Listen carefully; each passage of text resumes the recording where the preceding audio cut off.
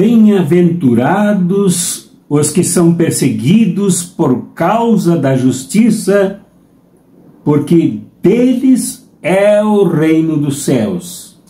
Com estas palavras de Jesus, no Sermão do Monte, em Mateus capítulo 5, versículo 10, acolhemos a todas vocês e a todos vocês, acrescentando a estas palavras dois comentários. O primeiro, do canal Espiritualidade Revolucionária, com o irmão Santos Guarani, que até hoje não sei se é um sacerdote, um padre da Igreja Católica Romana, um diácono, um líder de comunidade. O certo é que ele é um irmão em Cristo. Ele já fez vários comentários aqui no canal Espiritualidade Revolucionária, que eu compartilho com as espectadores e espectadoras do canal Cartas Proféticas, assim, sob a reflexão do Evangelho do domingo passado. Querido Dom Orvandil, cada final de semana, cada vez mais pessoas me agradecem pelo envio de suas reflexões a elas. Todos nós, de tradição católica romana, que mantenha o mantenha firme, embora com as limitações que a visão lhe impõe. Abençoada final de semana para o Senhor. Eu li literalmente como ele comentou, a quem agradeço profundamente por esse gesto cristão, porque ecumênico, ecumênico porque cristão. Muito obrigado, meu irmão Santos Guarani. Suas palavras são realmente abençoadoras.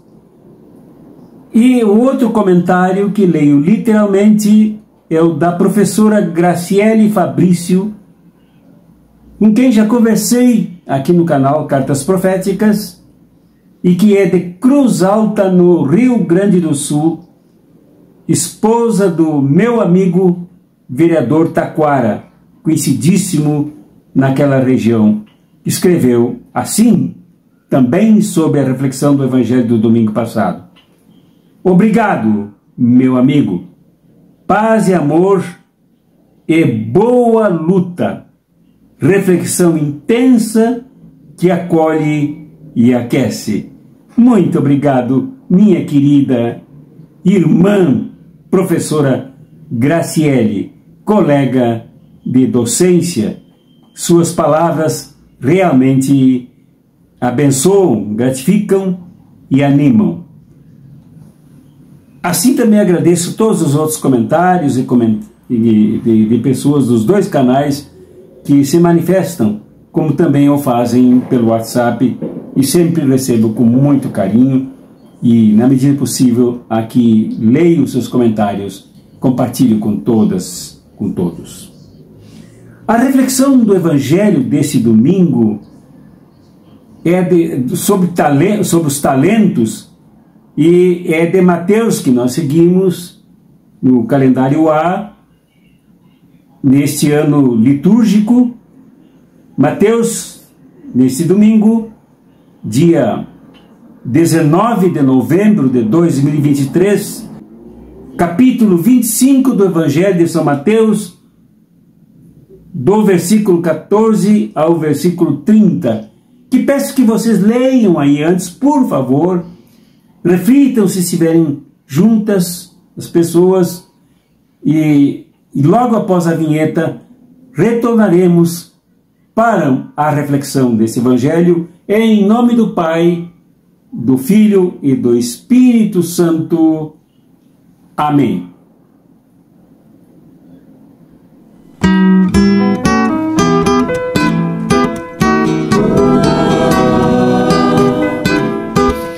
Este Evangelho que vocês leram aí é um trecho do quinto bloco de discursos de Jesus, agora desta vez já em Jerusalém.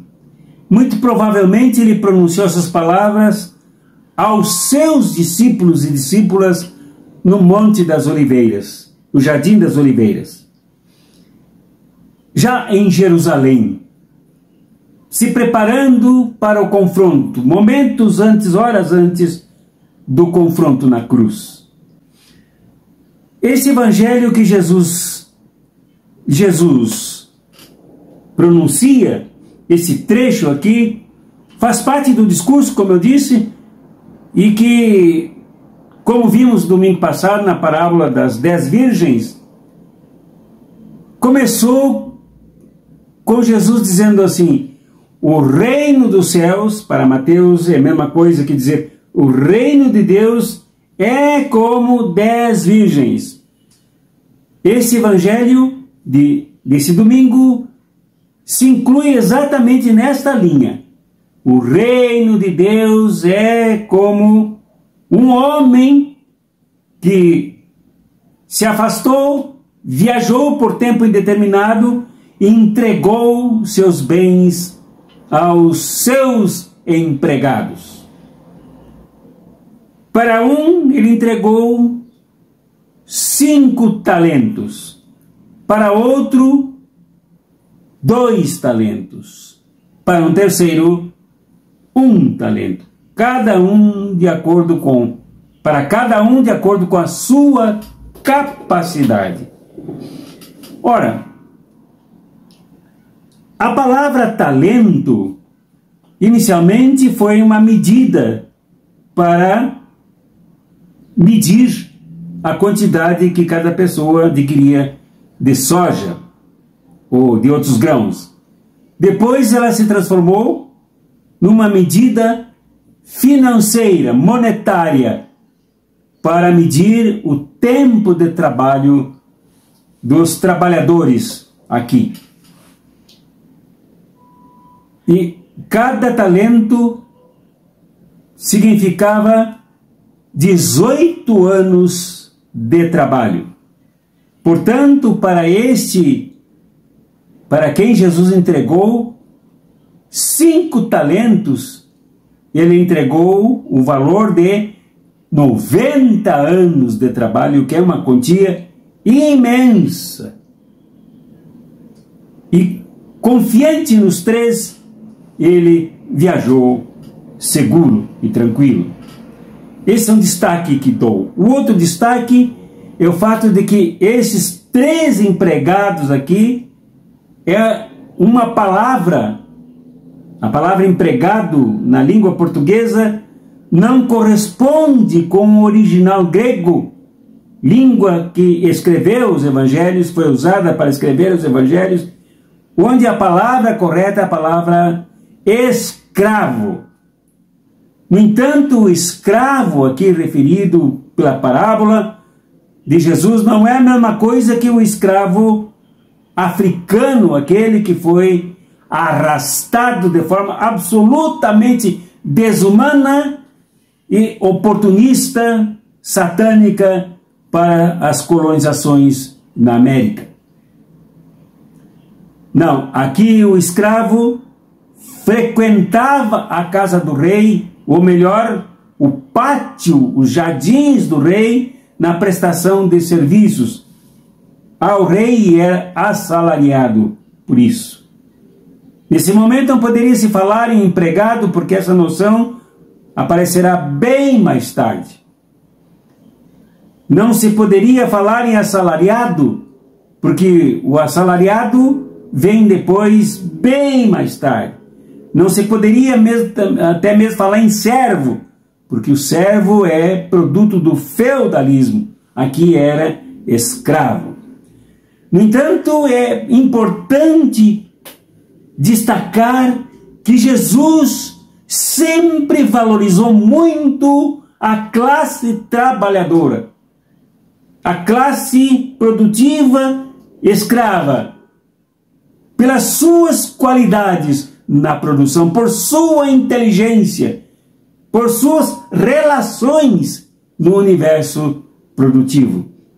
Isto a parábola mostra com muita clareza, porque ele reconhecia nos trabalhadores aqui, nestes escravos, pessoas capacitadas, diferentemente umas das outras, mas capacitadas ao ponto de a elas serem entregues os bens do patrão, os bens do Senhor, outro termo usado de acordo com a cultura daquele tempo, patrão, Senhor, para significar o próprio Jesus, que não era patrão e nem controlava as pessoas com as regras do trabalho. A relação de Jesus com os seus discípulos e discípulos, para quem ele falava lá no Jardim das Oliveiras, era marcada por outros conteúdos, por outros valores, e não o de submissão, de escravidão e de uso do trabalho alheio. Outro ponto que quero destacar é o fato de que cada um deles recebeu uma quantidade de talentos. Um recebeu uma quantidade imensa que tinha o valor de 90 anos de trabalho, de produção de riquezas. Diferentemente do segundo, que recebeu um pouco menos da metade, 2 talentos. Diferentemente do terceiro, que recebeu a metade do segundo, 1 talento. 18 anos de trabalho, o que não é pouca coisa. Dito isso, é preciso que reconheçamos que o Evangelho de Jesus não torna as pessoas como garrafas de refrigerante, todas iguais com a mesma quantidade, mas releva as diferenças que as pessoas têm umas das outras na lida com o mundo, na lida com o trabalho, nas relações uns com os outros, na produção e na vida. As pessoas são diferentes. No entanto, o valor que determina o reconhecimento destas diferenças, marcado pelo olhar de Jesus, pela maneira como Jesus trata os seus discípulos, mostra que as diferenças são bem-vindas, mas que todos recebem talentos, todos têm talentos, todos podem abraçar, todos têm condições de abraçar os bens do reino que esse Senhor da parábola entrega a nós todos. Dito isto, é preciso que a gente concentre agora em mais 2 pontos. O primeiro é o fato de que o que recebeu 5 e o que recebeu 2 talentos produziram, investiram, geraram lucros, dobraram os valores. Tanto que foram reconhecidos e louvados pelo patrão quando ele retornou. Há quem diga, inspiradamente pelo apocalipsismo judaico, que mais ou menos atravessa marcadamente o Novo Testamento, que a ênfase aqui é na segunda vinda de Jesus. Não, o mais importante aqui é o que Jesus ensinou. É o reconhecimento de Jesus. Isso é o mais importante. Jesus estava em Jerusalém no seu último encontro com o templo, último encontro com os fariseus, com os saduceus e com os próprios rabinos. E Jesus sabia que não sairia vivo de Jerusalém. Então era preciso dar as últimas instruções, as últimas orientações para os seus discípulos. E aqui, uma delas é de que todos são chamados, a partir da noção do trabalho, da produção, a produzir, a receber os bens do reino, que são intensos, mas a multiplicá-los, a realizar os bens do reino. Os bens do reino não são para serem guardados, não são para serem depositados carinhosamente em vasos ou em bancos, mas têm que ser investidos e trabalhados com muito cuidado na produção de outros bens, outras pessoas, mais pessoas envolvidas no reino. Isto é preciso acentuar. Esse cuidado que Jesus tem com o destaque das diferenças, ressalvando e reforçando a dedicação dos dois, o de 5 talentos que dobrou e a dos 2 que também dobrou, ressalta também que é preciso empenho, que é preciso dedicação, que é preciso zelo, que é preciso entrega, que é preciso compromisso com o reino para multiplicar os seus bens entre a humanidade. Daqui a pouco falo, por isso fique até o final, sobre que bens são estes. Jesus valoriza imensamente isto, tanto que na figura do retorno, que aqui tem um valor educativo, um valor pedagógico, um valor catequético, ainda que alguns vejam muito mais a parousia, a segunda vinda de Jesus, aqui é para consagrar exatamente esta ética zelosa do trabalho constante e que leva os discípulos e discípulas a não somente esperarem pelo céu, esperarem por uma possível realização completa do reino, uma segunda vinda de Jesus, mas trabalharem sem saber a hora que isso aconteça, trabalhar permanentemente. O mundo precisa dessas pessoas dedicadas. O mundo precisa dessas pessoas que multiplicam mais e mais os seus talentos.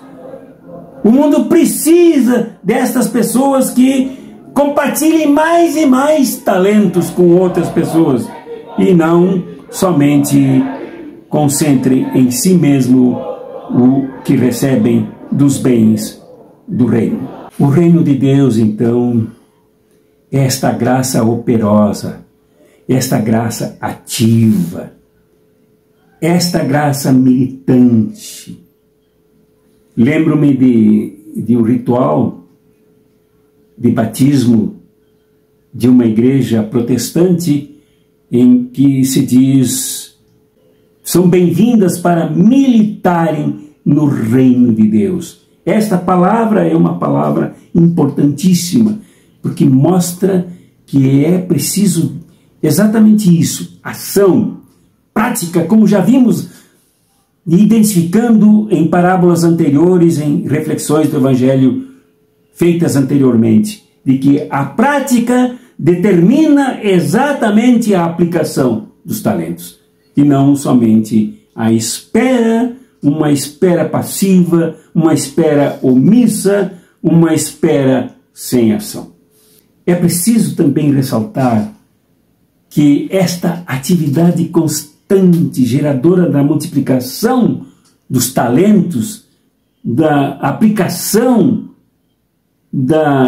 do investimento nos talentos, revela alegria do reino, aqui dita na forma parabólica do patrão que retorna e depois de prestar contas, receber a prestação de contas de cada um dos três, ele reconhece nesses 2 primeiros o resultado da sua dedicação e diz: benditos e fiéis. O patrão da parábola diz: muito bem, servo bom e fiel. como foste fiel na administração de tão pouco, eu te confiarei muito mais. Venha participar da minha alegria. Quer dizer, esta realização da aplicação dos talentos produz o ingresso confiante, fiel, representando exatamente a lealdade com o reino, a participação alegre agora no reino, o reino de Deus, que Mateus chama de reino dos céus. É isso que produz. Como eu venho dizendo em reflexões anteriores, estamos quase no encerramento do tempo comum para refletirmos estas coisas. E é bom então que se enfatize que a participação de forma concreta, prática, ativa, na distribuição dos talentos, na multiplicação dos talentos, redunda em alegria de quem ingressa no reino.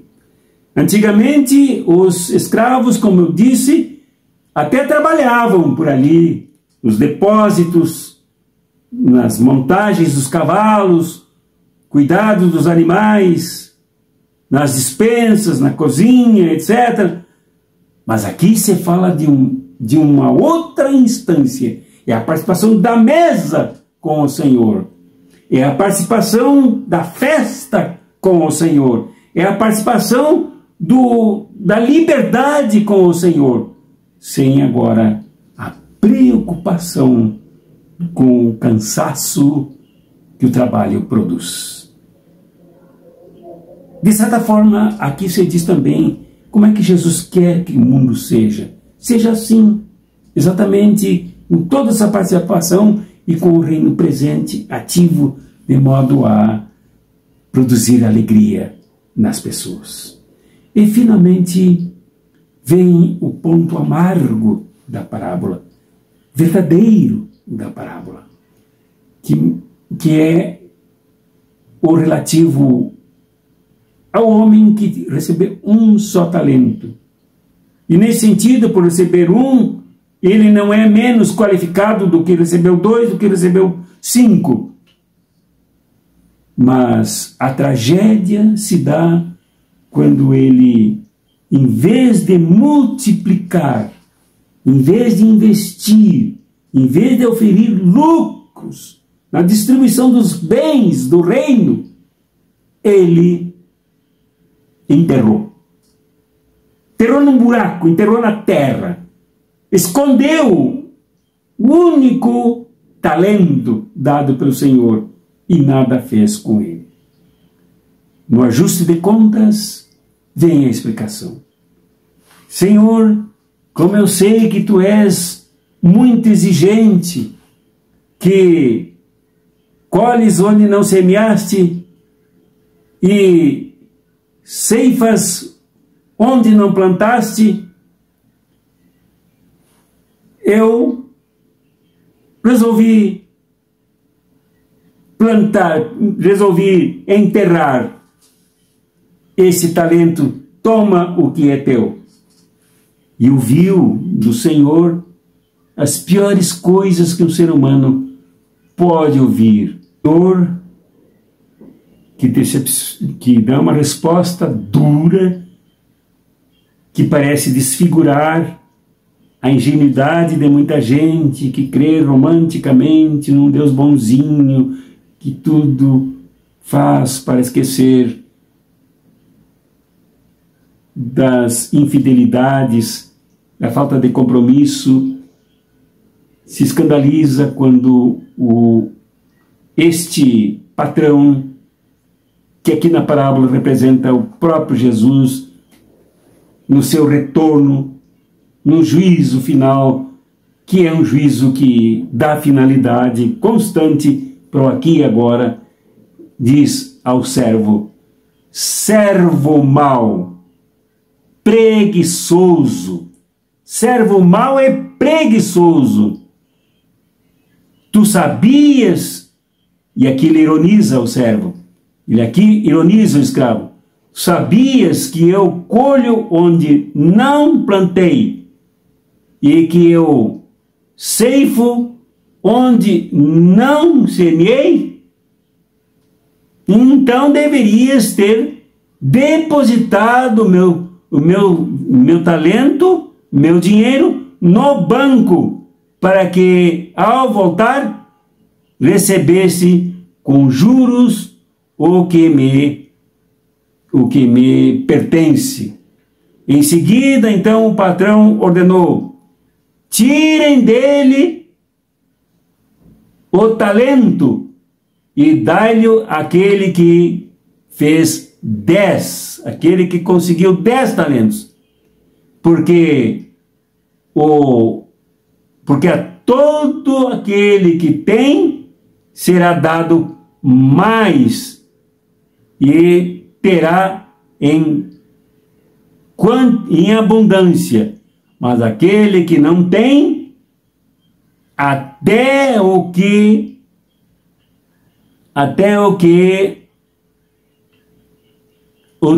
tem será tirado. Quanto a esse servo inútil, tornai-o lá fora, na escuridão. Até aí haverá choro e ranger de dentes. Este é o juízo. Por que isto acontece? Acontece porque o critério do reino de Deus é a lealdade, é a fidelidade, é a administração justa e correta dos bens deste reino. O critério do reino de Deus, e aqui vem um dos maiores bens do reino de Deus, que foi aquele com o qual eu comecei esse programa, é a justiça. Jesus ensinou que a justiça é núcleo central do reino dos céus, do reino de Deus, aqui e agora.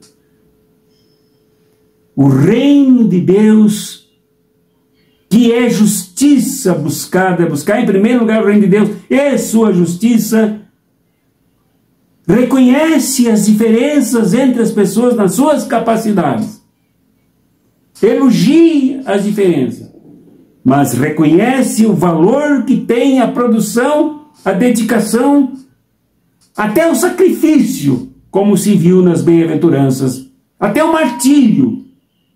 Mas a preguiça não tem nenhum lugar, nenhum valor no reino de Deus. A preguiça que se desdobra em omissão, que se desdobra até em piedade, pedindo para Deus fazer o que Jesus indicou que nós devíamos fazer. A preguiça que muitas vezes tem a máscara de uma aparente, barulhenta ou silenciosa piedade de quem nada faz pelos outros. A preguiça que tem a cor da clausura dos que se fecham para orar e rezar pelo mundo sem nada fazer por ele. E para estes o que sobra é o inferno, que aqui na parábola não se fala nesta palavra, mas se fala em jogar para fora, em escuridão, em ranger de dentes. A justiça divina, que é divina e que é composição fundamental e hierárquica do reino de Deus, é a que faz o reino de Deus valorizar os talentos. Penso que a justiça é um dos valores, é um dos bens do reino. Mas o serviço também que Jesus ensinou lá no início do Evangelho, que entre vós não será assim. O que quiser ser o maior, seja o menor. E quem quiser ser o primeiro, seja o que serve. O serviço é outro bem que deve ser aplicado na expansão, no aumento dos talentos. É um bem do reino de Deus que deve ser usado. Jesus, que já passamos por esse evangelho, também por esse trecho do evangelho, que ensinou que o amor aqui, o amor do reino, o amor evangélico, o amor de Jesus, não é um amor preso a mandamentos, a princípios, a códigos, mas tem que se realizar na ação das pessoas. O amor é outro bem intransferível do reino que deve atuar na multiplicação dos talentos. Tudo isso nos leva a concluir que o reino de Deus tem que se realizar em nós, e nós temos que realizar na nossa prática estes bens do reino de Deus. Não há caminho contornável quanto a isso. Não há como transferir a realização dos nossos talentos. Não há como adiar a realização dos nossos talentos.